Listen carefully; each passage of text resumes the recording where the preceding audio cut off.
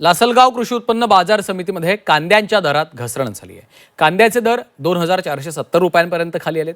सरासरी कांद्याला 2000 रुपयांचा दर मिळत असल्याने कांदा उत्पादक शेतकऱ्यांच्या चिंतेत वाढ झाली आहे। श्रीलंका आणि आखाती देशात अद्यापही कांद्याला मागणी नाही आहे, तर देशांतर्गत उत्तरेकडील राज्यांमध्ये श्रावण महिना सुरू झाल्यानं कांद्याच्या मागणीत घट झाली आहे। त्यामुळे कांद्याच्या दरात घसरण होत असल्याचं व्यापारी सांगतायत।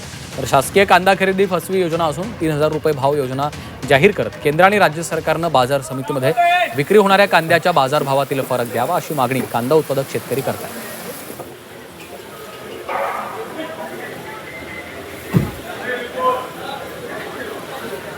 गेल्या आठवड्याच्या तुलनेमध्ये मार्केट आता कमी झाले कांद्याचं. उन्हाळ्यामध्ये कांदा काढण्याच्या वेळी जे पाऊस झाला, त्या पावसाने मोठ्या प्रमाणात नुकसान होते आणि आताही मोठ्या प्रमाणात पाऊस चालला त्यामुळे कांद्याचं उत्पादन मुळात कमी आहे. गेल्या आठवड्यात तुलनेमध्ये मार्केट कमी होण्याचं कारण शासनाने शेतकऱ्यांना नाफेडच्या रूपाने जे आमिष गाजर दाखवले जाते ते अक्षरशः फसवा आहे. त्यापेक्षा भावांतर योजना चालू करून जे 3000चा भाव असेल शासनाच्या हिशोबाने, तर मधला जो फरक आहे तो थेट शेतकऱ्यांना शासनाने भावांतर योजनेच्या रूपाने थेट दिला पाहिजे.